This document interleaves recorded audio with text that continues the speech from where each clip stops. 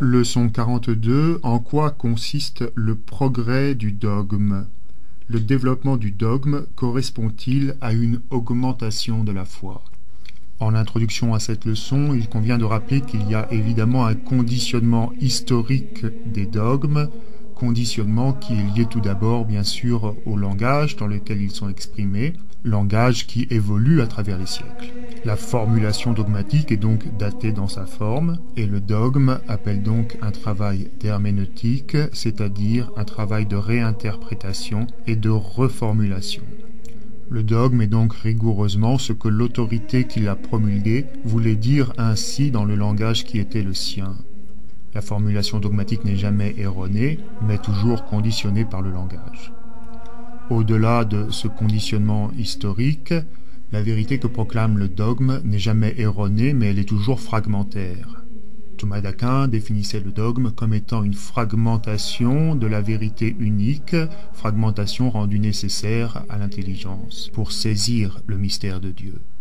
Le dogme ne progresse pas donc dans le sens d'une augmentation de la foi, mais dans le sens d'une explicitation ou d'une fragmentation du mystère révélé. Cette dernière est nécessaire pour garder intacte et ouverte la plénitude du mystère révélé.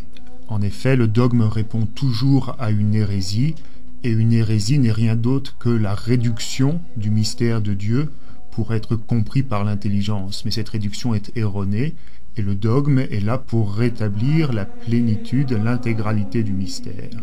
Il répond donc à des situations très concrètes, historiques, culturelles, sociales, ecclésiales, philosophiques, situations qui ont amené à une mécompréhension du mystère de Dieu. Lorsqu'une doctrine hérétique apparaît, le magistère intervient pour y répondre et garder ouverte l'action de Dieu se révélant lui-même. Le dogme répond en fragmentant pour l'intelligence cette totalité du mystère, en extrayant une réponse particulière, une explicitation, ajustée à la problématique contextuelle. C'est bien donc l'hérésie qui enferme et réduit le mystère de Dieu, et le dogme qui le garde ouvert.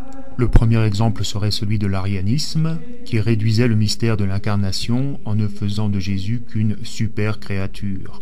C'était certes plus facile à comprendre, mais faux, et le concile de Nicée en 325 devait rétablir l'intégrité du mystère trinitaire. Derrière les proclamations dogmatiques, on reconnaît donc bien l'action de l'Esprit Saint protégeant l'intégralité du mystère de Dieu qui se révèle et introduisant l'Église dans la vérité tout entière selon la promesse même du Christ.